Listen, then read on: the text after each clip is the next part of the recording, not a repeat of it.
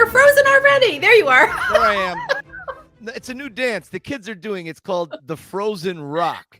So I thought it would be appropriate to start that new dance here. Yes. Frozen Rock. Stacey, this is episode 115. 115. My guy, those numbers add up to 7. Yes. Lucky number 7. Which is Rocky centric with, of course, the lucky number Lucky 7. Lucky 7 Tavern, of course. You got it. Of course. Listen, you came up with a great idea for the month of September. What is the month of September in our podcast? Yes, September is for our artists in there. We have so much talent out there. And we do. And I want to thank people for sending their work in.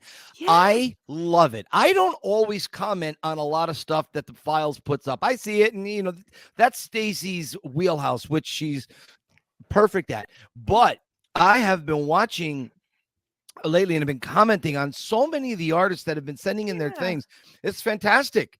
I think it's great, Stacey. Yeah, and it's just a way to, it was when our last guest Dave was on, and people contribute into the Rocky world in many different ways, and people are drawing, sketching, painting, all these things, and a lot more has been coming up. And I was like, hey, let's showcase some of these folks, just so Sly can see it. And Sly's been liking a lot of these things, so that just makes me so happy for them. And Sly's an artist, right?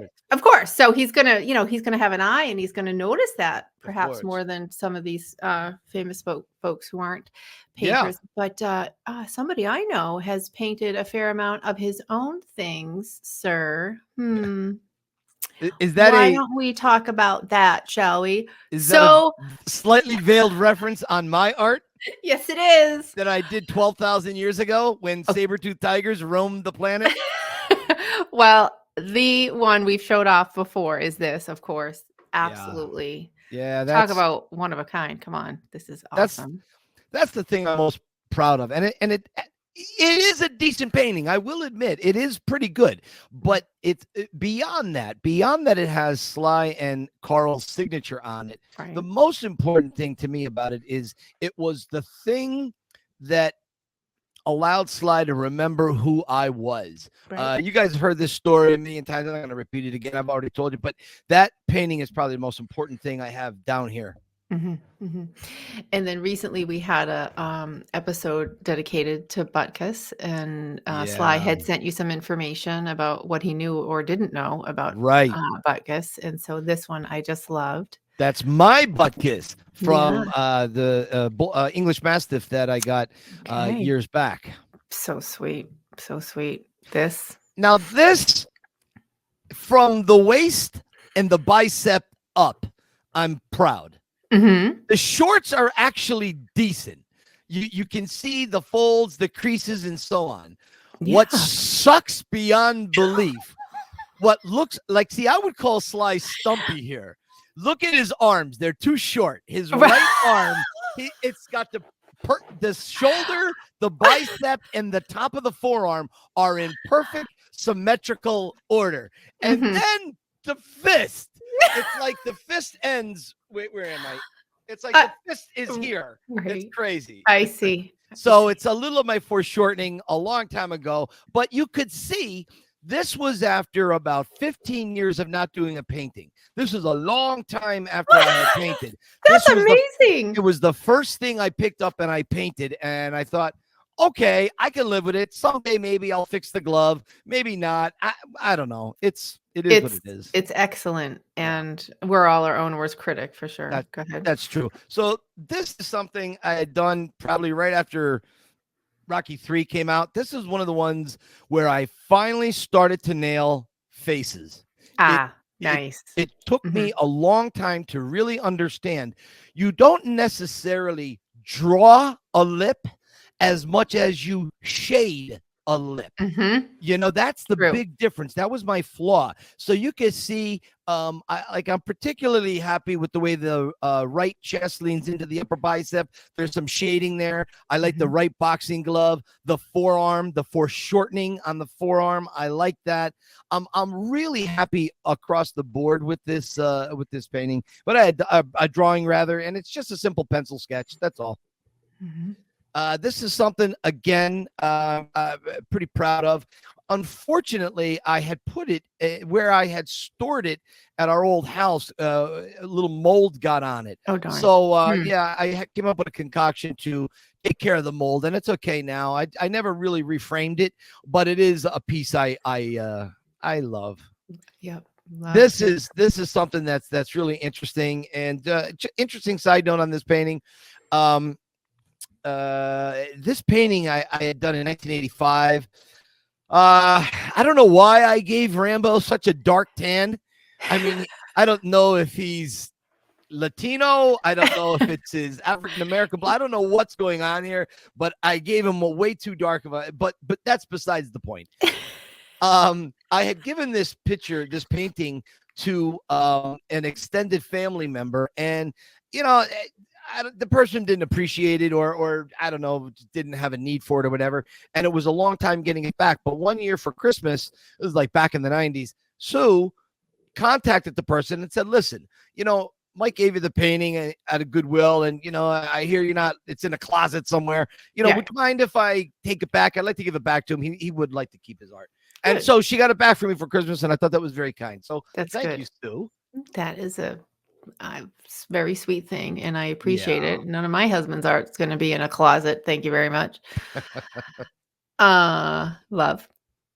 Love this. Yeah, see, okay, Judge Dredd. This is a comic book version of Judge Dredd. I had a concept of starfish instead of drawing stars correctly. I mean, those are about the worst drawn stars above Judge Dredd's head. But this was at the end of me drawing.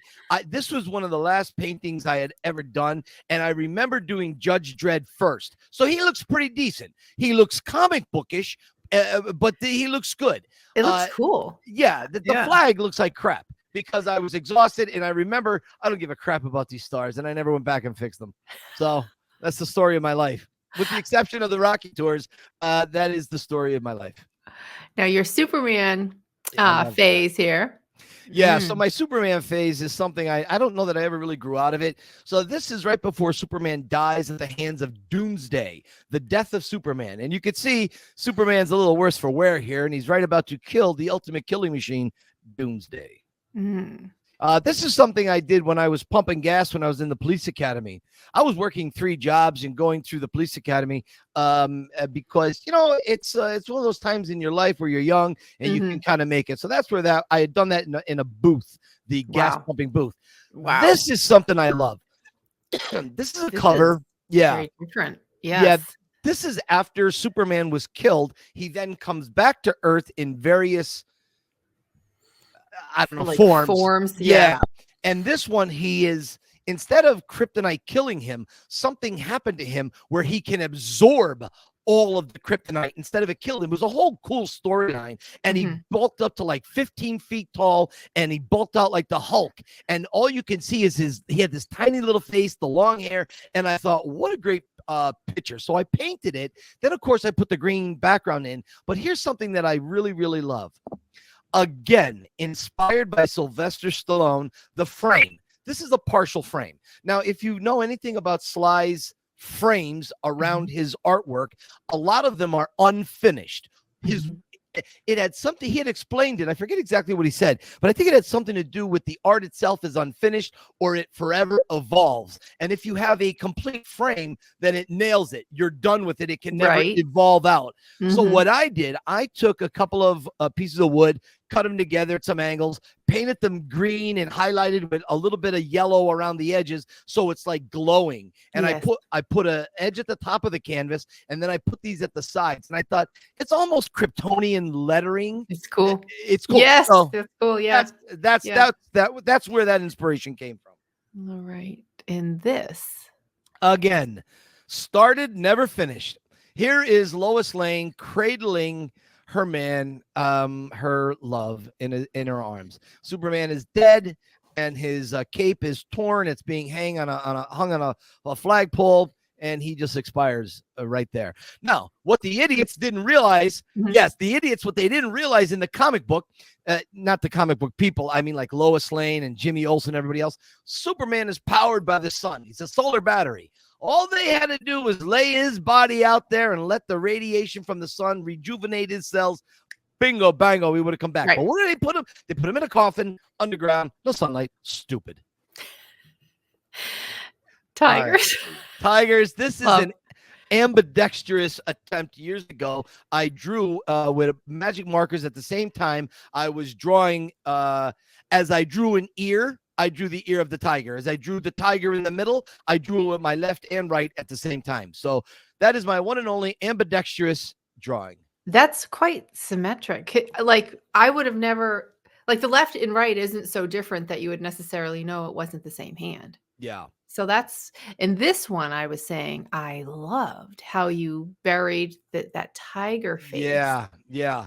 Inside the chest muscles. This is cool. I thought that was kind of neat. Again, this is when I was really, really, really into art. And I was doing experimentation, and I was just thinking, I was never really into a bodybuilding phase per se, but I just thought this would be a neat look. What if we could do like a bodybuilding calendar? So that's where that came from. Right. And then two more here. Tell us about this one. That one is just the craziness of life, the dangers of taking steroids, where you're trying to have a healthy body, but yet you're taking a roll of the dice as you inject into your body steroids. Not that I'm for or against steroids. I'm not here to condemn steroids. I'm just saying there are certain side effects with steroids that, maybe that's a long-term thing. Yeah. Long-term right. Is a little dangerous. And I mean, who doesn't have an Arnold drawing somewhere? This was another thing I was experimenting with, charcoal drawing.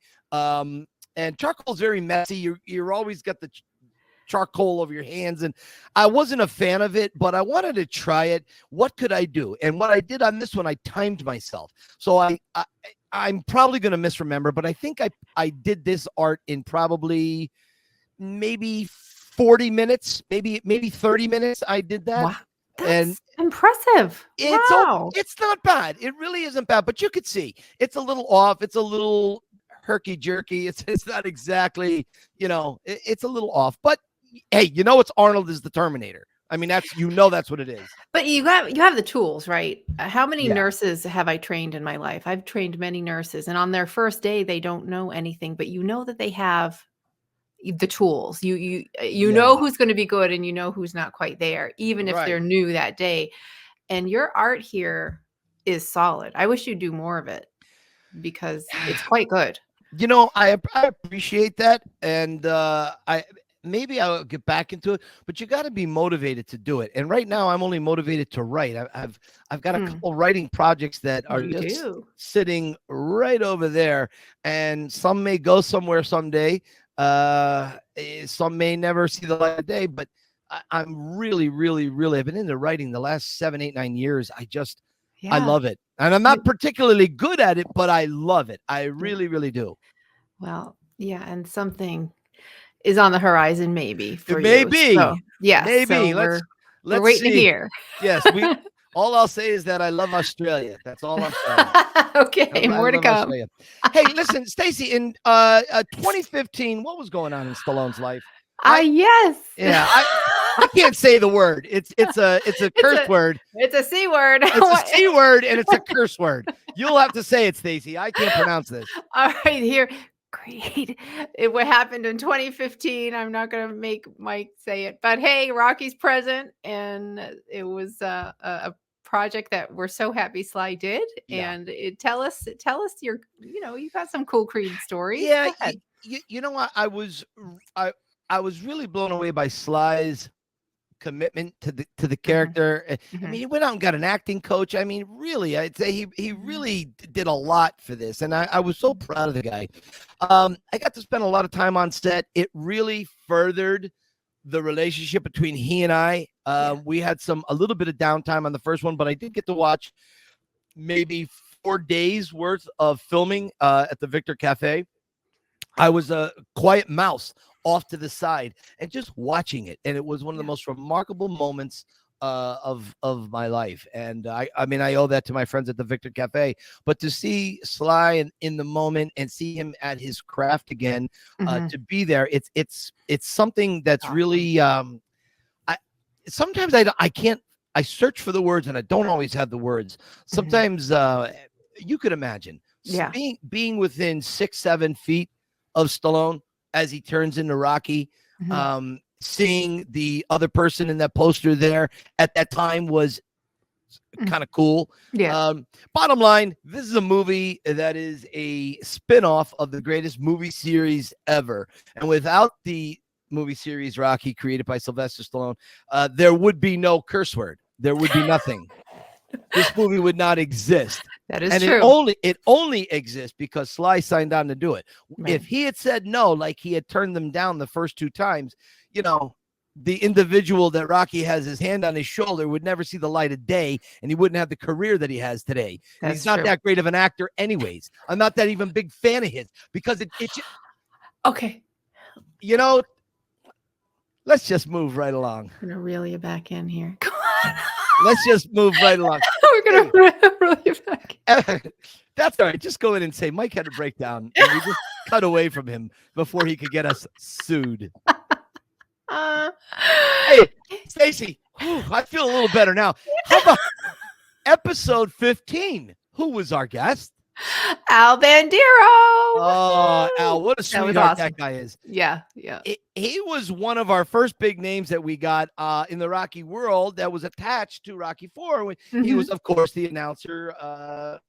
Chopping the Russian. I love, just chopping the Russian down. I love it. Yes. I love it. And just a big shout out to Al. Thank you for taking a chance and trusting us with the podcast. We appreciate that. Yeah.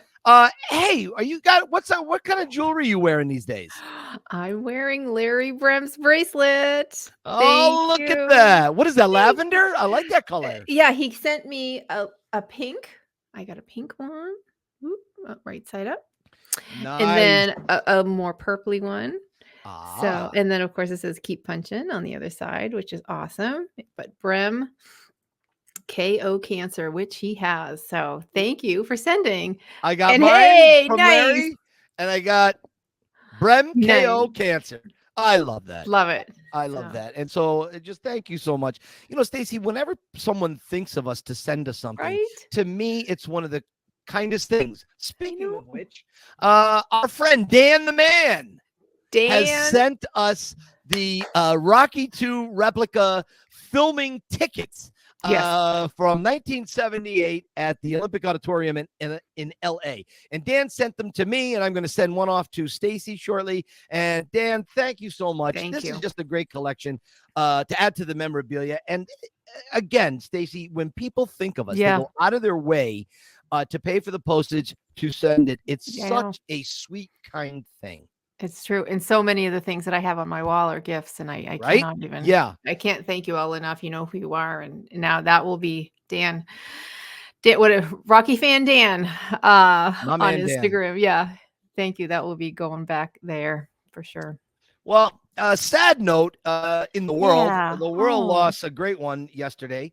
And this has nothing to do with Rocky, but because it's our podcast, we'll talk whatever the hell we want to talk about. So we are going to say we rest in peace, James Earl Jones. Yeah, that was so sad. He's such a pillar, in so many movie series that my heart just, I was like, oh no, but you know what? Did they say he was 93? I didn't realize 93. He was in his 90s. I didn't know that.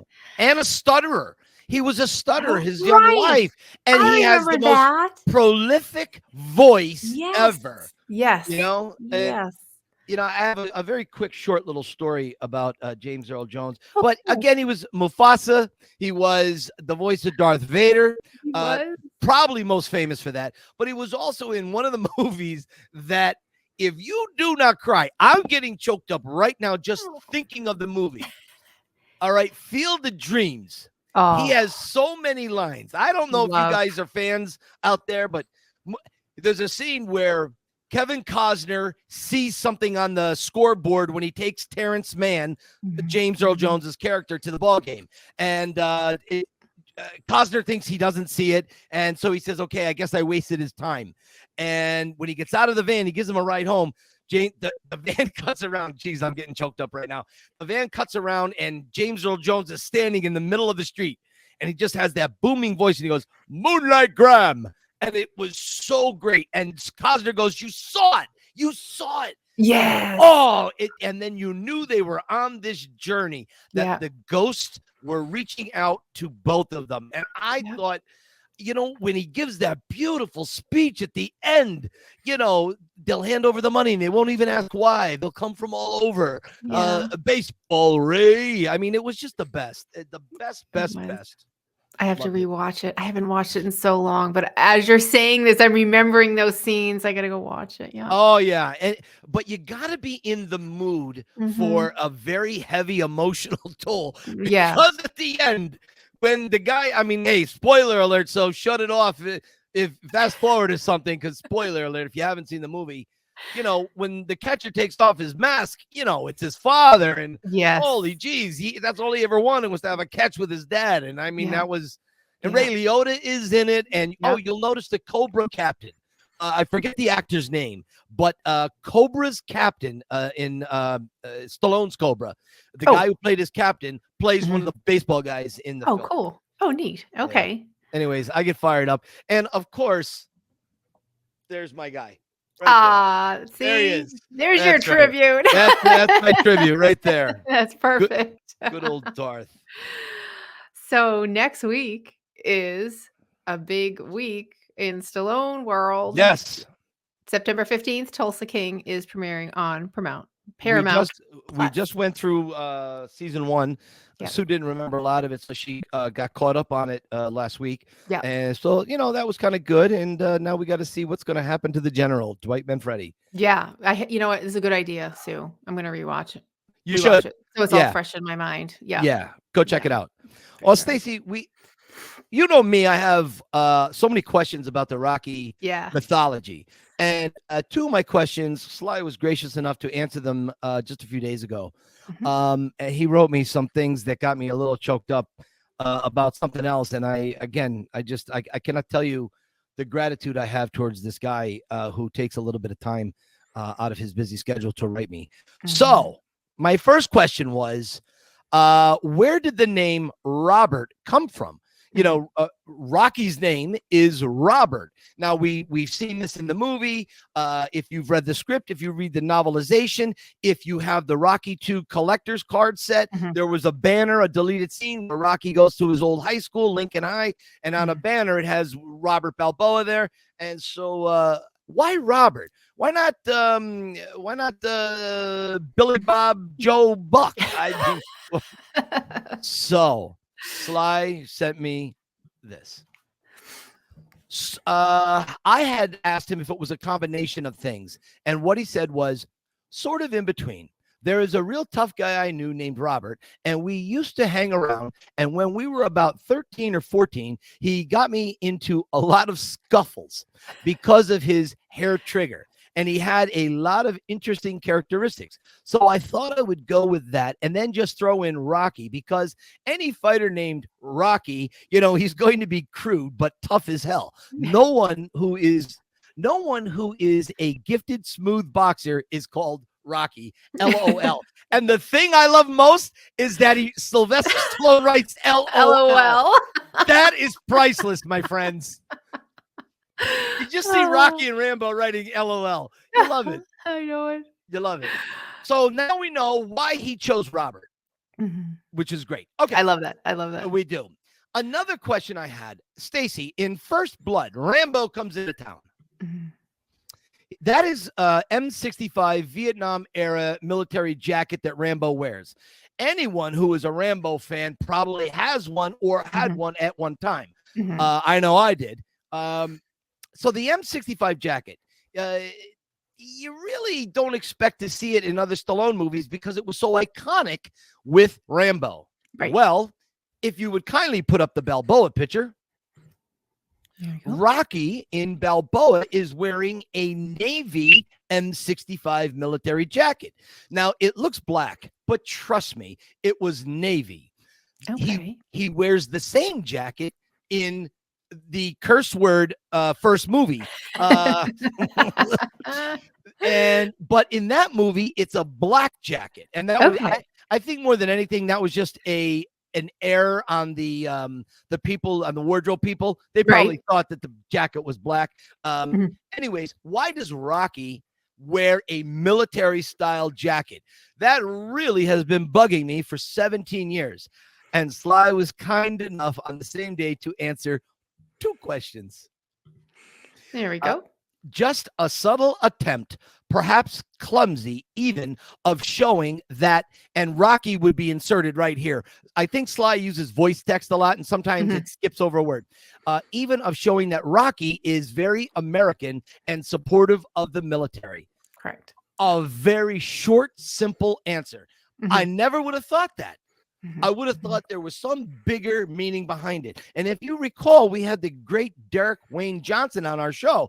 And sometimes fans attach a 10-page story where there's a 1-sentence answer. Yeah. And there really is not a lot of thought that goes into it other than something simple like that. Right. So, Sly, just 1,000 thank yous on that. The generosity and kindness is. Yeah.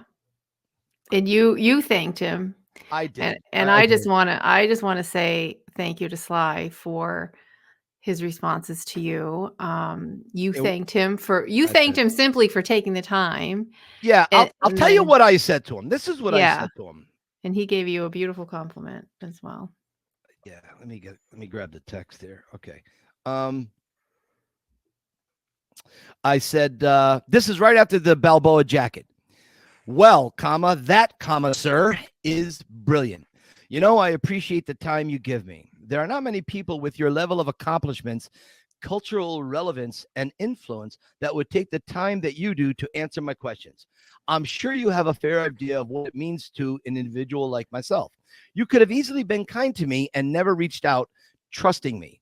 As Paulie so eloquently said, you're all heart, Rocco. And to that, Sly wrote me back something I'm going to keep private. It will get me choked up if I start talking about it. And I still haven't even processed that. I've been doing a lot of processing lately, it seems. And that's one of the things that I have not really fully gotten a handle on, the level of kindness and pride he showed me about me. So anyway, Sly, thank you. Yeah. And you were gracious enough to let me read it. And I will say the one line that got me choked up was when he said, I'm so very proud of you. So I'll say it. And I'm proud of you that he recognizes you in that way. So you deserve that, my dear. I appreciate that. All right. Is there someone at the door, Michael? Wait a minute. There it is. I got my headset off. Who is at our door? Will you have Barbara go down to the green room? Our secretary, Barbara, our new secretary. Barbara's still here? I didn't know that. Barbara's still here, but we lost her at the home office. The home office moved so much, we forgot we had a home office. I know. Oh, God, it's been so long. Anyway, we have one amazing, amazing artist for our month of September artists. Here he is, Mr. Joel Tesch. How are you, Joel? I'm great. The catering is wonderful in the green room here. Thank you, amazing. Joel. I appreciate. We have a little card for you to fill out on the way you've been treated, so we appreciate that. Awesome. Thank you. Look, even the sweater. He is ready to go. I love it. They're better to wear this. He is pressing full court. Nice. I can't imagine there's anyone in the audience right now watching this that doesn't know what sweater that is. And Stacey, I'm not gonna. There you go. There it is. Thunderbird. Nice. I love that. I love that. That's great. Joel, it's so great to see you again. It's been a little while since our tour. You know, guys, Joel came on the tour. It was so great hanging with a Rocky fan that was as qualified as Joel is. There he is. I mean, such a great guy. Joel, what is it about Rocky? Why do you appreciate this character so much? Yeah, it's hard to narrow down, isn't it? But I think he's such an everyman character, and it's interesting to me just how he resonates with so many different generations. And I see it with my kids now. And I can just imagine me at their age watching a movie that was, 40 plus years old. I would have been rolling my eyes, but they absolutely love Rocky, love the character. I think for me, I, first discovered Rocky when I was very young, and he works on so many levels. I went from, the first movie I saw was Rocky III, being in grade school, probably third third grade at the time, to, through college years, and now through, much older. But he, continues to just resonate with me. The character works on so many different levels, and I just notice something new about him every time I watch the movies, and certainly every time I listen to you guys. Joel, don't you think that the philosophies of Rocky should be taught in high school versus like a dumb, dead language like Latin? Thank you. Yes. Okay, Latin is a dead language. No, there's no reason to have Latin spoken in schools, right? I think there should be a mandatory class around the philosophies of Rocky. And I'm not talking about the 2% body fat and all that. Right, I'm talking about the core of the character, life. right? Life tools, yes.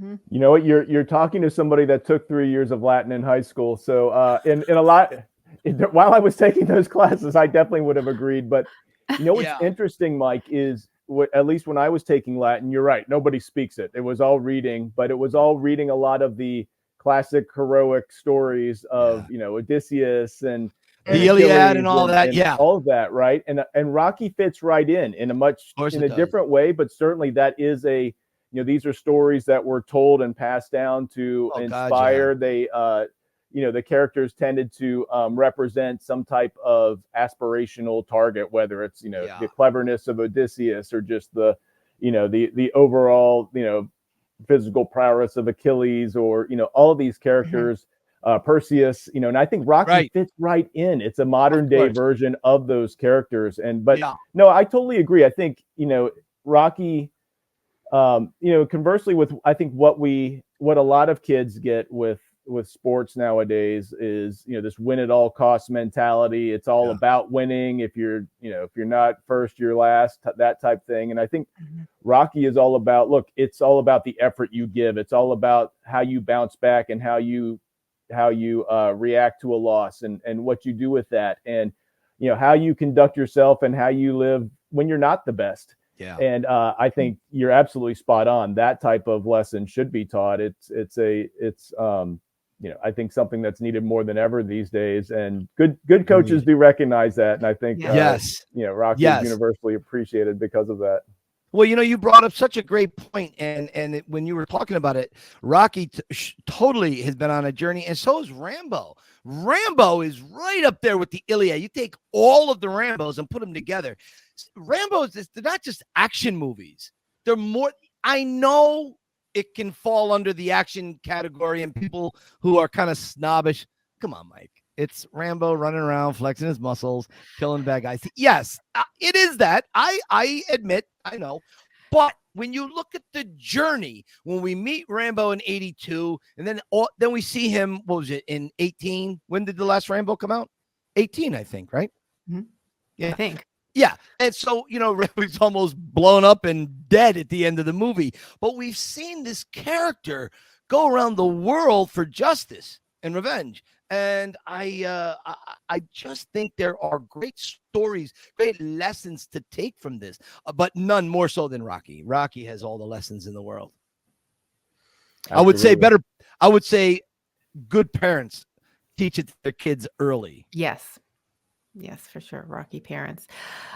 Joel, I'm, as you may or may not know, a big Adrian fan. So this one, yes. So we had actually communicated a while ago, and I still fully intend to buy this in the 16 by 20, because I have a frame that desperately needs a 16 by 20, and this is going to be the one right here. I just love this, and I studied a little bit more. This right here, the way you capture the tension and the emotion in her face, that moment when she closes her eyes, it's like, it's one of my favorite moments of any movie ever. And you're right, you can feel it. And at that moment, she is going through this fight with him. And that's, to me, and then she is closing her eyes and open. And it's like giving him the strength to continue. It's like, we're doing this together. I'm so happy you like that one.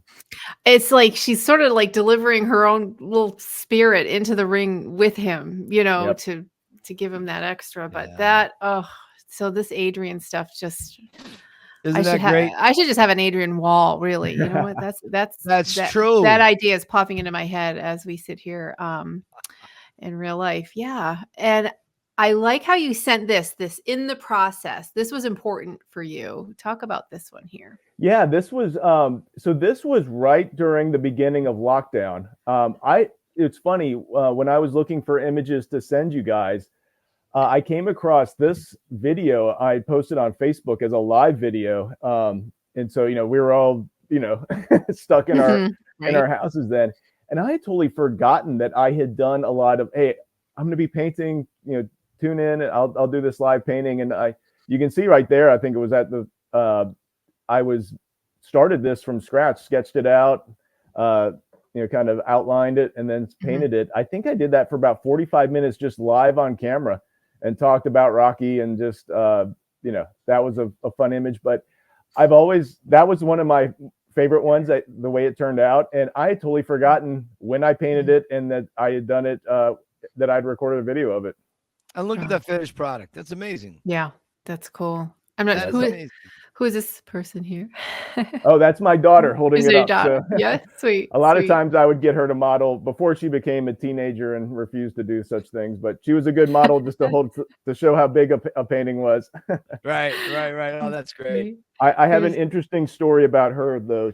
One of my proudest moments was, I think she was in 3rd or 4th grade, and in elementary school there's always a student of the week, and every student is eventually student of the week once, and they do a little interview with them, and what's your favorite book, what's your favorite sport, and we got a list of hers, when the teacher let us know she was going to be the next week's student of the week, and her answer for favorite fictional character was Apollo Creed.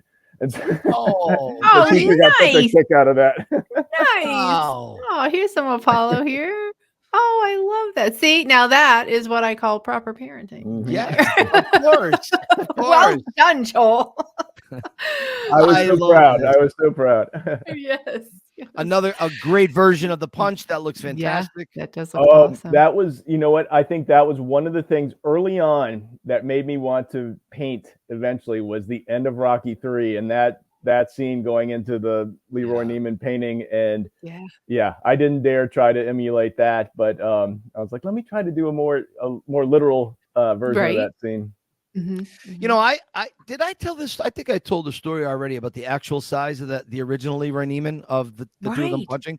It's like this. It's this small painting. Yeah. So bizarre. Yeah, crazy. Because we always see it, like a whole half wall. Yeah, it's larger than life on the screen, right? Right. Yeah, and it's even more. But yeah, exactly. Joel, here's your beautiful family. I love there this they are photo. now. More. That was last December, so pretty close to their ages. So 3 teenagers. I'm 3 girls. Yeah. I've never been more uncool or aware of how uncool I am. You're outnumbered 4-1 in that house. Jesus. Well, it's funny. The dynamic is same as Sly with his Sloan's, 3 girls, right? Exactly. Right? So that's true. I didn't even think about that. Yeah. It's the same. It's crazy. Well, he said that too. He's like, I can't remember his exact words, but it's like, Dad is not cool in that Right. If even he experiences that, then sure, I feel a little bit better. Is there no hope for the rest of us? Oh my gosh. I want to ask you about the Rocky 2 picture over your left shoulder. So, I've gone through a lot of your art and looked at it, and it's always blown me away. But what is the concept with the lines crisscrossing? Does that represent something, or is it just your own personal flair on the painting? That's a good question. Yeah. Great question. I did a whole series of these, and I do like landscapes. I do abstracts, but portraits are my favorite, and I like doing pop art portraits. And one of the things I always I try to make it a little bit different so it's not an exact replica of the photograph I'm using. And I was doing a painting of a singer, Katie Tunstall, actually. And I was like, I don't want to do all the crowd in the background. Honestly, it may have been a little bit of laziness, but she was singing into the microphone and there was the crowd. And I was like, what should I do? I want to do a stylized background. And I actually based that on Eddie Van Halen's guitar. And so I did I thought of that. Yeah. I did a whole series of portraits, and then where the background are those zigzag lines going behind them and in front of them and kind of crossing over. And it it was a really cool effect, I thought, because it made it look a little 3D, a little more three-dimensional. Mhm. And it was a fun thing to do. And so I had a whole series. Yeah, you can see Apollo right behind me, or and Rocky there. And so of course I had to use the Rocky colors in his of course. Nice. Of and course. Apollo's. I love it. This one, of course, our dear friend Larry BREHM has recently sort of established a little bit of a conversation, a friendship with Mr. T. So I'm showing this to Larry BREHM. He's going to be purchasing this print. That's awesome. Love that. And just the snarl. It's so hard to capture that. You did that with Adrian and now here. I love that. Thank you. That was a fun one. In Goodfellas, this is fun. I can't remember what gave me the idea to do that, but that was smart. That's clever. That is awesome. Mickey. You had the talent to be a good fighter. Yeah. You got my leg breaker. Cheap secondary loan check. And here's the crazy eyes. This is like, you know how you capture him just he's ready to lose it. Do you know, for years, it was the hardest thing to understand what Paulie says when Rocky grabs him by the lapels when he's on the couch, right? After Adrian goes running down the bed. Yes. It was the hardest thing to understand. And finally, you know, we all were able to piece it together. I can't hold beef no more. I mean, but he does it in such a whimpering, childlike baby way. Yes. Yes. You feel sorry for the bum. You do. It's one of those things where he's at his worst, absolute worst in that scene, but also it's all coming from such vulnerability and such self-loathing and such, it's a great scene. And that one, I did a series of the old stop motion animation, Rudolph the Red-Nosed Reindeer, those characters. Gotcha. So I did little portraits of them, and I used wrapping paper design for the background. Nice. And then I thought, you know what? I got to add the ultimate Christmas scene. So I had to take one with Paulie as well. So nice. With the bat. That is so great. No, it's amazing though. You capture the pain, you capture the psychoticness in the character. Yeah. It's all right there. It's just, it's brilliant. Watching that movie, a lot of times I think Paulie is what Rocky could have become if he didn't have that good nature that always, always fight. You know, even when Rocky's at his lowest, he's somebody that never gives up. And I think Paulie is somebody that has let everything get to him and let that self-loathing in life just defeat him. And that's where it comes out. And the two characters, I think that's why Rocky has an affinity for Paulie. And definitely, I think he understands Paulie and where he's coming from. Yeah. Totally understands him. And I do think Rocky sees himself to a degree in Paulie. No doubt about it. Last week, it's funny, Mike and I forgot to ask Dave a question about doing a self-portrait, which you've done. So I want to show that here. I've always wondered, like, when you're painting yourself, I mean, it takes so long to do any one painting. Like, what is that like? How the hell do you paint yourself with your eyes closed? You really know, you notice every single flaw more so than ever. Ever, right? Oh, wow. Well, this is a beautiful painting. I just wonder if it's like an emotional journey going through that. Are you flashing back to every single thing in your life? Like, what goes on, or are you just painting? Sometimes, this one was, I posed specifically, I took a selfie of myself for this to do a portrait. Right. So this one wasn't quite as, I think painful as if I had really done one where I captured myself, where I wasn't, where I wasn't actually posing.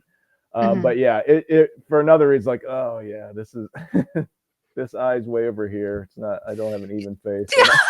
You're kidding me. Oh man, when you take our faces, cut them in half and put the two halves together. Oh yeah. We look odd. I know. It's like, God, I'm a monster. I'm like, someone jostled me when I was little or something. Shaken baby. Right. All right. Let's look at a few more of these. They're just beautiful, Joel, truly. Let's see. Here you are. Tell us about this one. Oh yeah, this was, I was lucky enough. I was living in California at the time, and I Wente Vineyards. Wente does all kind of wines. They have an amazing vineyard in the Bay Area. They, I think, are the oldest continuously family-owned vineyard in America. But I was able, every year they have a different artist that will do their labels for their small lot series that comes out over the course of the year. And part of that, this is actually the very first time I did live painting. Part of that is you get to go when they release the bottle, you can go and sign the labels for their members that come in and buy them. And one of the people there said, hey, you should set up an easel and paint, because it is a long event and it's something where I'm just standing there with a pen otherwise. And I never wanted to do it. And finally I was like, all right, I'll try it. And it was great. I loved doing it. And it was actually, gave me something to do during those things, but also I like watching artists paint. Right. Like Dave is insane the way he's right. speed and doing it upside down. I like watching good artists paint. Right. I don't want to watch a crappy artist. I'll watch good artists paint. Yeah, that was me painting at a vineyard. Now that was Draymond Green, so I was playing to the home crowd there. Nice, cool. nice. Makes sense. Some iconic scenes here, just to pop through some of these. Nice. Yeah, I did strictly black and white on that one. That's my most recent Rocky and Apollo one. So I was experimenting on doing a little bit some different things with colors. What was that in the background? Is that somebody going through a door? That is, you know what? That's actually that's Apollo, I believe, from the Super Fight 2 sign. Oh, the poster, right? Yeah, okay, yeah, I see it now. I see his left arm extended out the left leg. Yep. I see it. I can see it. Okay, there you go. There we go. Kodak moment. Yep. Exactly. And I love that. The fedora, love. Yep. And this is I just finished the one with the fedora last month, so that's the latest so this is one. Brand new. Wonderful. Gotcha. This here, I painted that one live at a art festival. Oh wow. Really? So how long does it take you to paint a live one like that? Yeah, good question. I always draw it first. Drawing kind of takes the longest, and to get the proportions right, a lot of times I'll put a grid and just use that. So I'll always have it drawn out, and then I just layer the paint, put the paint on at the events. But depending on how it comes along, this one probably took me 5 to 6 hours. Okay. And I love this too. Nice. This was a big one. This is 4 feet wide. Really? Yeah. Wow. 2 feet tall and 4 feet wide.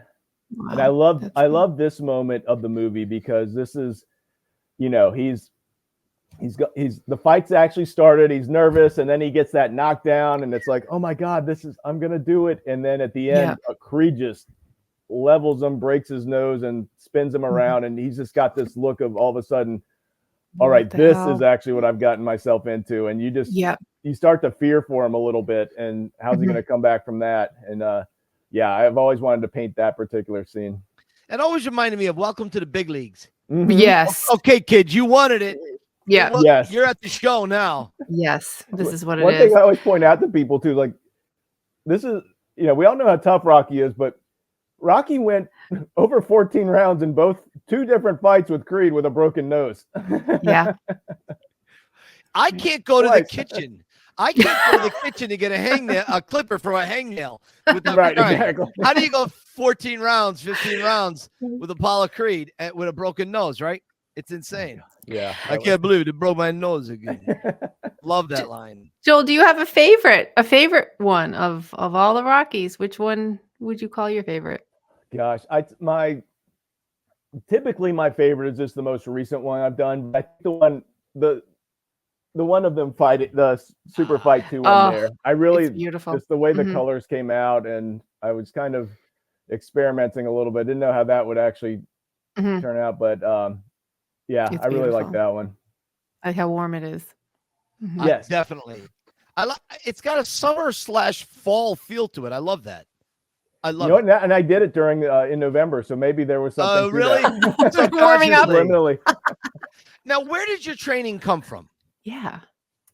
So I don't like to say I'm self-taught, because I'm informally trained. I'll put it that way. I didn't go to art school, but I've been drawing since day one. My mom has a little book from when I was in preschool, age 4, that the teacher put of all the drawings I did, because she just thought it was so amazing. I was doing relatively intricate drawings for a 4-year-old at that time. Yeah. So it's just, I think my brain has just always clicked in that regard, and I've always loved doing faces. And I, would do illustration work here and there, high school playbills, and then I did when I went to college, I did illustration work for some, the school paper, and did editorial cartoons. And then I got into advertising with my first job and did some illustration and copywriting work there. And then I realized, the salespeople, the account people make a lot more money. So I spent about 20 years doing corporate work there and just kind of dabbling in art on the side. And then when my wife and I started dating, I decided, you know what, I haven't painted since I was in school. And I decided to give her a gift. I painted the Golden Gate Bridge for her, and I just I like this, and been doing that for the last almost 20 years now. Nice. Awesome. It really is. Now, Stace, before we move on to my 2 favorite questions that I love asking everyone, what did we miss so far? We miss anything with Joel? Anything that you want to catch up on before I finish up? I don't think so. I want to say, I love what you said. It's how you live your life when you're down. You said that right at the very beginning when Mike asked, why are we taking Latin and not a Rocky class on, the 2-bag for life. And I love how you said that it's how I can't remember exactly how you said it, but how you're living your life when things aren't going your way. Rocky taught us a lot about that. We have all these movies, 1 through 6, 1 through Balboa. You kind of answered the question already, because you said it hits at different Rockies hit at different times of life, and you can kind of if you had to pick a favorite one of the 6, what would you say it is? The first one's my favorite. It's my favorite movie of all time, bar none. I think it's just from beginning to end, brilliant. It's got so many just little lines I love and little things I notice. And again, half the new things I've noticed is because Mike points them out, or I've heard you guys talk about them in this. But my second favorite is 3, because that was the first one I saw. It's from a nostalgia purpose, but I think it's an awesome movie. It's great and it's got by far my favorite intro to any movie whatsoever. And it was the first Rocky I saw, and it's funny, Dave was telling about his first, and he had a very similar story to me. I first was cognizant of Rocky. My dad was watching Rocky 2 in the living room, and I came in and watched, and I saw the scene where Rocky's running through the park with the kids, and I was like, oh, this is cool. And then my mom stepped in and did not want me watching that fight, which is at my age that's a pretty gruesome fight. But then we got our first VCR, and we were going to go rent our first movie, and I begged for Rocky 3. Can we watch Rocky 3? Wow. And then just watching that, the way it starts, where you just, it's got the credits and it's quiet, and then you just hear grunting and punching, and the announcers are like, jumping out of their chairs. Oh my God. You just hear this brutal fight going on, and it slowly builds up, and then the music kicks in and you just go straight in. It's such a awesome build, and I love watching it to this day. So nostalgically, that's kind of where my heart is. But the first one is definitely my favorite movie on all counts. Oh, nice. Joel, don't you just love being an adult now? You don't have to beg your parents for nothing. You want to watch Rocky 3, you have to go get your wife's permission. But you could just watch whatever you want in the privacy of your own man cave, whatever it is. You don't have to. I know what that's. You got to ask, when you're a child and all that. But you want to watch Rocky 3, you put it on. I remember when it came on TV, I set my boombox right next to the TV and pushed record, just the audio, so I could listen to the audio. Yes, I would have been. Young me would be floored at the ability to watch it anytime I want. Wait, you mean when I'm like 40, I could do whatever I want? Really? Whoa. I better study and get good grades. All right, Stace, you're up to date. You're good. I'm good. Just thank you. We appreciate your time. That was great. Thank you. The joy in amazing. you. Yeah. Amazing to be on the show. It's amazing to speak with you both. Thank you. Joel, you know, I ask people 2 questions at the end of every time together. One, if you were to go back in time and tell a 12 or a 13-year-old Joel something, what is the one bit of advice you would give your younger self? Focus on art. Don't wait. Don't wait. Focus on art. Gotcha. I love it. Okay. Final answer or final question. We'll let you out of here. You are in an elevator alone with Sylvester Stallone. You got 30 seconds. What do you say to him? I would say thank you so much for all that you have contributed to my life philosophically and just enjoyment, and also allowing me to have experiences with my children with everything you've made. And also, I really hope you get to do that Edgar Allan Poe movie. Yes. He would love that. Another vote of confidence from fans. Yes. I love that. Joel, I have had a great time. I want to say, go Vader. I see Mike, you got I put that there after your Vader story last time. Did you? Yes. Oh, okay. I love that Vader. That is awesome. You see, we are out there. We are Legion, us Vader fans. Joel, you are brilliant. You're one of my favorite people, and it's great to touch base with you again. And I know we kind of touch base every now and then on social media. And thanks for giving us some of your time. Until we see you again, keep punching. Keep punching. Thanks, guys. Thanks, Joel. Bye-bye. Thanks, Stacey. Bye. Thanks, Mike. Thanks so much. Sweet. Guy's just a nice guy. You know, one of the problems I have in life is that I was just telling somebody this the other day or today. I don't know when I was. I have such a hard time relaxing. I cannot calm down. I'm a very I'm like that. And I remember on our tour with Joel has a vibe. Yeah, man. It's okay. It's good. It's good. We can laugh a little. We can talk a little bit. Don't get too nuts. Oh, fine. And I like that. I like vibing off that energy because I am not necessarily a calm person. I'm a calm person, but not like I bounce all over. It's like you do cocaine without the cocaine. Like, you're bouncing all over. Okay. I've never done that, by the way. I've just read about it and seen it in movies. So it's that type of thing. Well, you can just tell that he's very easy to be around. If I would love to get a chance to meet him, just totally chill, very friendly, very warm, welcoming, just very easy to be around. So it's just so nice because some people kind of have an awkward vibe or I mean, I've certainly in my life met people like as soon as you get in the room, you're like, okay, I gotta go. He doesn't, he has a sort of welcoming, warm vibe about him. And just the joy, he like how you are with Christmas and Rocky, it's the Rocky joy. You can see it in his face and the way he sort of expresses himself and his big smile.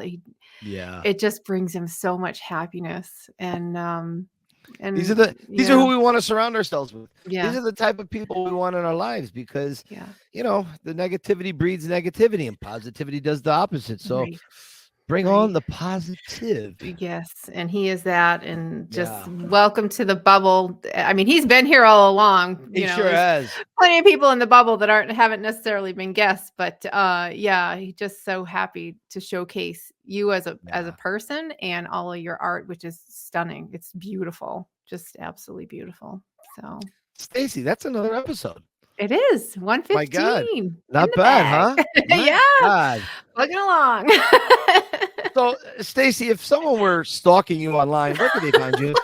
They can find me on Had Me at Yo on Instagram as well as The Rocky Files and Facebook. Beautiful. We are at The Rocky Files Podcast. And Michael? Sweet. The Yo Philly Film Tour on Instagram and also over on TikTok where they hate me, but it is funny. I also wrote a little book called Cue the Rocky Music, as in press play. There it is. I love this little book. I've been going back and revisiting a lot of parts of it, and I remember what I was like as a kid reading it, and it's I don't know, giving me a recharge of some sort. And also, there's a little documentary about my life called The Pretender by the great filmmaker Jimmy Toscano. Oh, yeah, I was going to go with Bertolini Bisconi, but yeah, that's right, Jimmy Toscano. I knew it was an Italian. That's right, The Pretender. The dream is real, people. Never give up. If you think you can, you probably can. Just Mhm. go for it. Just go Yep. for it. Stacy, I will see you next week. Next week. Keep punching, Punch everybody. it.